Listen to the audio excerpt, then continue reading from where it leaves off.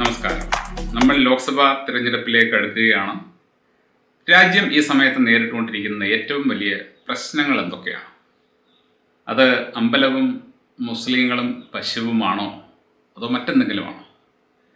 ഭരിച്ചുകൊണ്ടിരിക്കുന്ന പാർട്ടിയോ നമ്മുടെ പ്രധാനമന്ത്രിയോ അതേക്കുറിച്ച് ഒരു അക്ഷരം പോലും ഒരിടത്തും പറഞ്ഞിട്ടില്ല. അവർക്കൊട്ട് പറയാൻ പറ്റുകയുമില്ല. എന്നാൽ അതേക്കുറിച്ച് കൃത്യമായിട്ട് പറഞ്ഞത് കോൺഗ്രസ് പാർട്ടിയാണ്. ശ്രീ രാഹുൽ ഗാന്ധി അദ്ദേഹത്തിൻ്റെ ഭാരത് ജോഡോ ന്യായ യാത്ര ആരംഭിക്കുന്ന സമയത്ത് അതിലെ പ്രധാന വിഷയങ്ങളായിട്ട് വെച്ചിരുന്നത് രണ്ട് കാര്യങ്ങളാണ്. ഒന്ന്, തൊഴിലില്ലായ്മ. രണ്ട്, വിലക്കയറ്റം. സാധാരണ ഇലക്ഷൻ വരുമ്പോൾ പ്രതിപക്ഷ പാർട്ടികൾ പറയാറുള്ള കാര്യമാണ് ഇതെന്ന് കരുതി നമ്മളങ്ങ് തള്ളിക്കളയും. പക്ഷേ അദ്ദേഹം പറഞ്ഞത് പച്ചയായ പരമാർത്ഥം ആയിരുന്നു എന്നാണ് ഇപ്പോൾ CSDS ലോക് നീതി സർവേ വെളിപ്പെടുത്തിയിരിക്കുന്നത്. ഈ സർവേ അനുസരിച്ച് അതിൽ പങ്കെടുത്തവരിൽ 27% ആൾക്കാരും പറഞ്ഞത് ഇന്ന് ഇന്ത്യ രൂക്ഷമായ തൊഴിലില്ലായ്മ നേരിടുന്നുണ്ട് എന്നാണ്. അതേപോലെ തന്നെ അതിൽ പങ്കെടുത്ത 23% ആൾക്കാർ പറഞ്ഞത് ഇന്ത്യ രൂക്ഷമായ വിലക്കയറ്റവും നേരിടുന്നുണ്ട് എന്നാണ്. അതുകൂടാതെ അഴിമതി, വികസനം മുതലായ പ്രശ്നങ്ങളും പലരും പറഞ്ഞു. പക്ഷെ പകുതിയിലധികം ആൾക്കാരും പറഞ്ഞത് ഇന്ത്യ നേരിടുന്ന പ്രധാന പ്രശ്നങ്ങൾ എന്ന് പറയുന്നത് തൊഴിലില്ലായ്മയും വിലക്കയറ്റവുമാണ്. തൊഴിലില്ലായ്മ എന്ന് പറയുമ്പോൾ വരുമാനമില്ലായ്മ എന്നാണ് അതിൻ്റെ അർത്ഥം. തൊഴിലുണ്ടെങ്കിലേ ഒരാൾക്ക് വരുമാനമുണ്ടാകുകയുള്ളൂ. അതായത് ഇപ്പോഴത്തെ ഇന്ത്യക്കാരുടെ അവസ്ഥ എന്താണെന്ന് ചോദിച്ചു കഴിഞ്ഞാൽ വരുമാനമില്ല, പക്ഷേ ഉയർന്ന വിലയ്ക്ക് സാധനങ്ങൾ വാങ്ങേണ്ടി വരിക, അല്ലെന്നുണ്ടെങ്കിൽ ഉയർന്ന ജീവിത ചെലവ് നേരിടേണ്ടി വരിക. ഇത് ശരിയോ തെറ്റോ എന്ന് നമ്മൾ ശങ്കിച്ചേക്കാം. എന്നാൽ ഇതും പൂർണ്ണമായിട്ടും ശരിയാണെന്ന് തെളിയിക്കുന്ന മറ്റൊരു survey report Motilal Oswal financial services പുറത്തുവിട്ടിരിക്കുന്നു. അതനുസരിച്ച് ഇന്ന് ഇന്ത്യയിലെ കുടുംബങ്ങളുടെ കടം എന്ന് പറയുന്നത് കഴിഞ്ഞ 50 കൊല്ലത്തെ ഉയർന്ന നിരക്കിലെത്തി നിൽക്കുകയാണ്. അവർ കണ്ടുപിടിച്ചിരിക്കുന്നത്, അവർ മനസ്സിലാക്കിയിരിക്കുന്നത് ഇന്ത്യക്കാരുടെ കടം സർവകാല റെക്കോർഡിലെത്തി. ധാരാളം ആൾക്കാർ, ഭൂരിപക്ഷം ആൾക്കാർ കടത്തിലാണ് ജീവിക്കുന്നത്.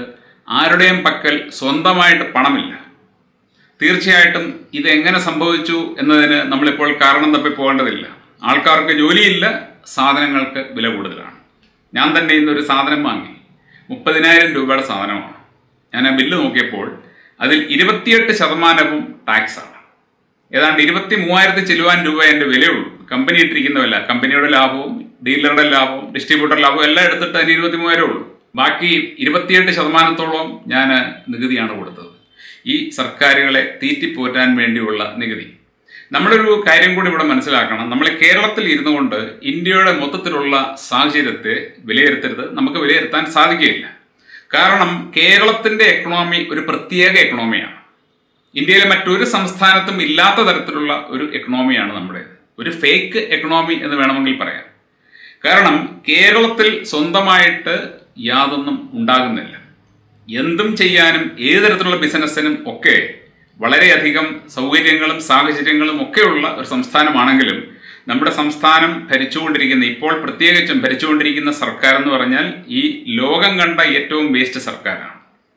സംസ്ഥാനത്തിൻ്റെ വികസനത്തിനോ ആൾക്കാരെ സ്വന്തം കാലിൽ നിർത്താനോ വേണ്ട യാതൊന്നും ചെയ്യാൻ കഴിവില്ലാത്ത ഒരു സർക്കാരാണ് ഇപ്പോൾ ഭരിച്ചുകൊണ്ടിരിക്കുന്നത്. അപ്പോൾ കേരളത്തിൻ്റെ ഒരു പ്രത്യേക സാഹചര്യത്തിൽ നമ്മുടെ സംസ്ഥാനം മുമ്പോട്ട് പോകുന്നത് എങ്ങനെയാണെന്ന് ചോദിച്ചു കഴിഞ്ഞാൽ, നമ്മൾ നോക്കുമ്പോൾ കേരളത്തിൽ ബിസിനസ് ഇല്ല, കൃഷിയില്ല, എല്ലാ സാധനങ്ങളും നമ്മൾ പുറത്തുനിന്ന് വരുന്നതാണ് വാങ്ങുന്നത്. എന്നിട്ടും കേരളത്തിൽ വികസനമുണ്ട്, പണമുണ്ട്. എവിടെ നിന്ന് വരുന്നത് ഈ പണം? ഈ പണം മുഴുവൻ വരുന്നത് വിദേശത്ത് നിന്നാണ്. മലയാളികൾ ഇവിടെ ജീവിക്കാൻ സാഹചര്യമില്ലാത്തത് കൊണ്ട് വിദേശത്തേക്ക് പോയി. ഗൾഫ് രാജ്യങ്ങളിലാണ് കൂടുതലും മലയാളികളുള്ളത്. അപ്പോൾ അവരവിടെ ചെന്ന് ജോലി ചെയ്യുന്നു, അവിടെ കിട്ടുന്ന പണം അവരുടെ നാട്ടിലുള്ള ആൾക്കാർക്ക് അയച്ചു കൊടുക്കുന്നു. ആ പണമാണ് നമ്മുടെ സംസ്ഥാനത്തെ മുമ്പോട്ട് നയിക്കുന്നത്. ഗൾഫ് രാജ്യങ്ങളിൽ നിന്നും വരുന്ന പണമില്ലെങ്കിൽ കേരളം തീർന്നു. ഗൾഫ് രാജ്യങ്ങൾക്ക് പുറമെ മറ്റ് രാജ്യങ്ങളിലും ആൾക്കാർ പോയി ജോലി ചെയ്ത് ജീവിക്കുന്നുണ്ടെങ്കിലും അവിടെ നിന്നൊന്നും അധികം പണം കേരളത്തിലേക്ക് വരുന്നില്ല. കേരളത്തിലേക്ക് കൂടുതലും പണം വരുന്നത് ഗൾഫ് രാജ്യങ്ങളിൽ നിന്ന് തന്നെയാണ്. കാരണം നമ്മുടെ ആൾക്കാർ കൂടുതലും അവിടെ പോയി താമസിക്കുന്നത് ബാച്ചലർമാരായിട്ടാണ്. അവരുടെ കുടുംബങ്ങൾ ഇവിടെയായിരിക്കും. അപ്പോൾ അവർക്ക് ജീവിക്കാൻ വേണ്ടി അവിടെ നിന്നും പണം അയച്ചു കൊടുക്കണം. ആ പണം മാത്രമാണ് കേരളത്തെ മുമ്പോട്ട് നയിക്കുന്നത്. നമ്മൾ ഈ പണം എടുത്തുകൊണ്ട് പോയി വാങ്ങിക്കുന്ന എല്ലാ സാധനങ്ങളും കേരളത്തിന് പുറത്തു നിന്ന് വരുന്നതാണ്. അത് അരിയും പച്ചക്കറിയും മാത്രമല്ല, നമ്മൾ വാങ്ങുന്ന വസ്ത്രങ്ങളായാലും ഓട്ടോ പാർട്സ് ആയാലും അതുപോലെ തന്നെ ഇലക്ട്രോണിക് ഐറ്റംസ് ആയാലും എന്ത് തന്നെ ആയാലും ശരി, കേരളത്തിൻ്റെ സ്വന്തം പ്രൊഡക്ഷൻ എന്ന് പറയുന്നത് ചിലപ്പോൾ 1%, 2% കാണും, ബാക്കി മുഴുവൻ പുറത്തുനിന്ന് വരുന്നതാണ്. അപ്പോൾ അങ്ങനെയുള്ള ഒരു സംസ്ഥാനത്ത് ഇരുന്നുകൊണ്ട് നമുക്ക് ശരിയായിട്ടുള്ള ഒരു ഇന്ത്യയെ കാണാൻ പറ്റില്ല. മറ്റ് സംസ്ഥാനങ്ങളിലെ സ്ഥിതി എന്ന് പറഞ്ഞു കഴിഞ്ഞാൽ അവിടെ അവർക്ക് ജീവിക്കാനുള്ള സാഹചര്യം ഉണ്ടാകണം, അവർക്ക് അവിടെ തൊഴിൽ കിട്ടണം, എങ്കിൽ മാത്രമേ അവർക്ക് ജീവിക്കാൻ പറ്റുകയുള്ളൂ. കേരളത്തിൽ ആൾക്കാർക്ക് ജോലിയില്ലെങ്കിൽ അവരെ നേരെ വെച്ച് പിടിക്കും പുറത്തോട്ട്. എന്നാൽ അവർ അങ്ങനെയല്ല. നമ്മുടെ അയൽ സംസ്ഥാനങ്ങളിലുള്ള അല്ലെങ്കിൽ വടക്കേ ഇന്ത്യൻ സംസ്ഥാനങ്ങളിലുള്ള ആൾക്കാരൊക്കെ അവരുടെ ഇടങ്ങളിൽ തന്നെ ജീവിച്ചു പോകുന്നവരാണ്.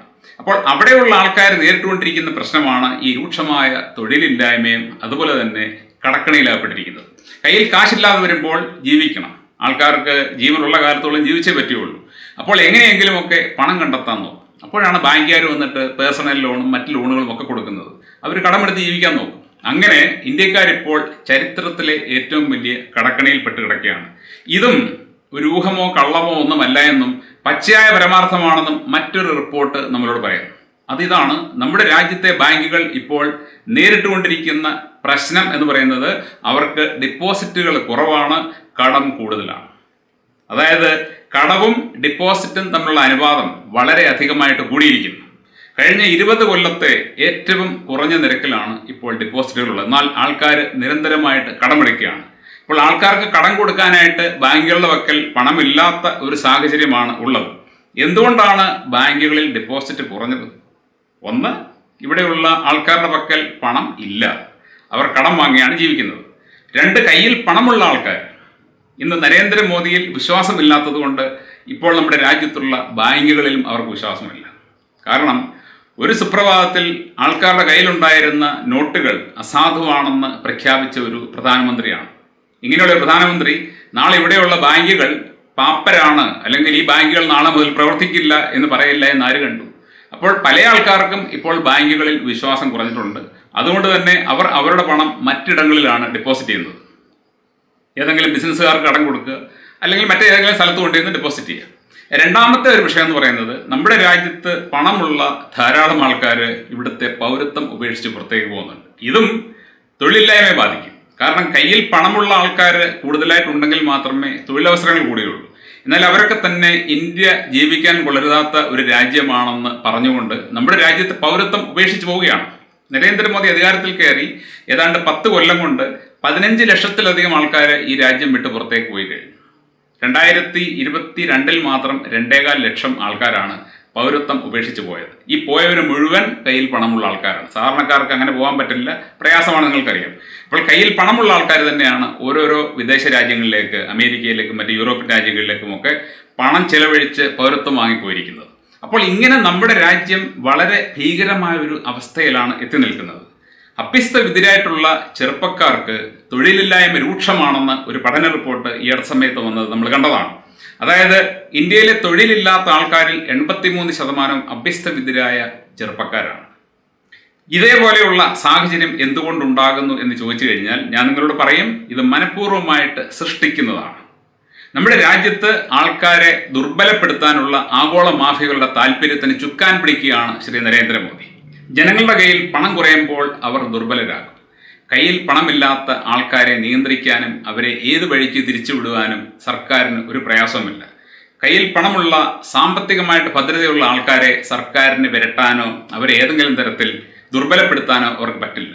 അതുകൊണ്ട് ആൾക്കാരുടെ ആരോഗ്യം ഒരു വഴിക്കൂടി നശിപ്പിക്കത്തക്ക പോലെയുള്ള ആഹാര വസ്തുക്കൾ കൊടുക്കുന്നു, മറുഭാഗത്തുകൂടി അവരുടെ വരുമാനം കുറയാനുള്ള സകല പദ്ധതികളും ചെയ്യുന്നു. ഇപ്പോൾ തന്നെ നമ്മുടെ പല സർക്കാർ സ്ഥാപനങ്ങളിലും ധാരാളം വേക്കൻസികളുണ്ട്. പക്ഷെ അവിടേക്കൊന്നും ആൾക്കാരെ എടുക്കുന്നില്ല. ആർമിയിലേക്ക് പണ്ട് ആൾക്കാരെ എടുത്തുകൊണ്ടിരുന്നതാണ്. ഇപ്പോൾ നിങ്ങൾക്കറിയാം, അഗ്നിവീർ എന്ന് പറയുന്ന ഒരു പുതിയ പരിപാടി തുടങ്ങിയിട്ടുണ്ട്.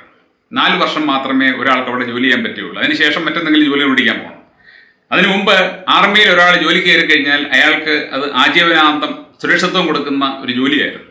പിരിഞ്ഞു കഴിഞ്ഞാൽ അയാൾക്ക് പെൻഷനും മറ്റ് ആനുകൂല്യങ്ങളും എല്ലാം ഉണ്ട്. എന്നാൽ അവിടെയും കൈവച്ച് അവിടെയും തൊഴിലവസരം ഈ സർക്കാർ ഇല്ലാതാക്കി. ഇങ്ങനെ നമ്മുടെ രാജ്യം യഥാർത്ഥത്തിൽ ഇന്ന് വല്ലാത്ത ഒരു ദുരവസ്ഥയിൽപ്പെട്ട് കിടക്കുകയാണ്. ഈ ദുരവസ്ഥ മറച്ചു വെക്കാൻ വേണ്ടി നരേന്ദ്രമോദിയും പാർട്ടിയും ഇപ്പോഴും ഉപയോഗിക്കുന്നത് മതവും പള്ളിയും അമ്പലവും ഒക്കെയാണ്. അതുകൊണ്ട് വിവേകം നഷ്ടപ്പെട്ടു പോയില്ലാത്ത എല്ലാ വ്യക്തികളും ഈ സാഹചര്യം തിരിച്ചറിയണം. നമ്മുടെ രാജ്യം അതീവ ഗുരുതരമായ ഒരു സാഹചര്യത്തിലാണ് എത്തി നിൽക്കുന്നത്. ഞാൻ ഈ പറഞ്ഞ കാര്യങ്ങളെല്ലാം നിങ്ങൾ നോക്കണം, എല്ലാം ഇന്റർലിങ്ക്ഡ് ആണ്. തൊഴിലില്ലായ്മയും ബാങ്കുകളുടെ അവസ്ഥയും അതുപോലെ തന്നെ കടക്കണി കൂടിയതും എല്ലാം തന്നെ നമ്മളെടുത്ത് നോക്കുമ്പോൾ നമ്മുടെ ഇന്ത്യയിലെ ഭൂരിപക്ഷം ജനങ്ങളും ഇപ്പോൾ വളരെ ഗുരുതരമായ ഒരു അവസ്ഥയിലെത്തി നിൽക്കുകയാണ്. ഈ അവസ്ഥയ്ക്ക് മാറ്റം വരണമെങ്കിൽ ഒരു വഴി മാത്രമേ ഉള്ളൂ. ആഗോള മാഫിയകളുടെ താല്പര്യത്തിന് അനുസരിച്ച് പ്രവർത്തിക്കാത്ത ഒരു സർക്കാർ ഇവിടെ വരണം. ഇവിടുത്തെ സാധാരണക്കാരായിട്ടുള്ള ജനങ്ങളെ സ്നേഹിക്കുന്ന ഒരു സർക്കാർ ഇവിടെ വരണം. നിങ്ങൾക്ക് തന്നെ അറിയാം, നിങ്ങൾ രാഷ്ട്രീയം മാറ്റി വെച്ചിട്ട് ചിന്തിച്ചു നോക്കുക. കോൺഗ്രസ് പാർട്ടി ഇവിടെ ഭരിച്ചുകൊണ്ടിരിക്കുമ്പോൾ കോൺഗ്രസ് പാർട്ടി ധാരാളമായിട്ട് അഴിമതികളൊക്കെ നടത്തുന്ന പാർട്ടിയാണ് എന്ന് നമുക്കറിയാമെങ്കിലും സാധാരണക്കാർക്ക് ഇവിടെ സുഖമായിട്ട് ജീവിക്കാൻ പറ്റുമായിരുന്നു. സാധാരണക്കാർക്ക് പല സാധനങ്ങളും ന്യായമായ വിലയ്ക്ക് കിട്ടുമായിരുന്നു. പെട്രോളിൻ്റെയും ഡീസലിൻ്റെയും തന്നെ വില നോക്കിയാൽ നിങ്ങൾക്കത് മനസ്സിലാകും. എന്നാൽ നരേന്ദ്രമോദി സർക്കാർ വന്നപ്പോൾ സാധാരണക്കാർക്ക് ജോലി കിട്ടുന്നില്ല, സാധാരണക്കാർക്ക് കടമെടുക്കാതെ ജീവിക്കാൻ പറ്റുന്നില്ല, കടമെടുത്താൽ പോലും അന്യായ വിലയ്ക്ക് പല സാധനങ്ങളും വാങ്ങേണ്ടി വരികയാണ്. അപ്പോൾ ഈ ഒരു ദുരവസ്ഥയിൽ നിന്നും നമ്മുടെ രാജ്യത്തെ കരകയറ്റാൻ ഇവിടുത്തെ ജനങ്ങൾ വിചാരിച്ചെങ്കിൽ മാത്രമേ സാധിക്കൂ. ഇവിടുത്തെ ജനങ്ങൾ ഇപ്പോഴത്തെ ഈ അവസ്ഥ തിരിച്ചറിഞ്ഞ് ഇപ്പോൾ ഭരിച്ചുകൊണ്ടിരിക്കുന്ന ഈ സർക്കാരിനെ അധികാരത്തിൽ നിന്നും ഇറക്കിയില്ല എന്നുണ്ടെങ്കിൽ ഞാൻ ഉറപ്പ് പറയുകയാണ്, നമ്മുടെ രാജ്യം വല്ലാത്ത ഒരവസ്ഥയിലേക്ക് കൂപ്പുകുത്തും. അങ്ങനെ ഒരു അവസ്ഥയിലേക്ക് ഈ രാജ്യം പോയി കഴിഞ്ഞാൽ അതിൻ്റെ ഉത്തരവാദികൾ നമ്മൾ തന്നെ ആയിരിക്കും. അങ്ങനെ നമ്മൾ ചെയ്താൽ, അതിന് നമ്മൾ അനുവദിച്ചു കഴിഞ്ഞാൽ ദൈവം പോലും പിന്നെ നമ്മളെ സഹായിക്കില്ല. അതുകൊണ്ട് ഇപ്പോഴത്തെ ഈ തിരഞ്ഞെടുപ്പ് എന്ന് പറയുന്നത് വളരെ നിർണായകമാണ്. നമ്മുടെ രാജ്യത്തെ ഭൂരിപക്ഷം ജനങ്ങളെയും പലതരത്തിൽ കബളിപ്പിച്ചുകൊണ്ട് യഥാർത്ഥ വിഷയങ്ങൾ അവരിൽ നിന്നും മറച്ചു വെച്ച് അവരെ ദുർബലപ്പെടുത്തിക്കൊണ്ടിരിക്കുന്ന ഒരു സർക്കാരാണ് കേന്ദ്രത്തിലിരിക്കുന്നത്.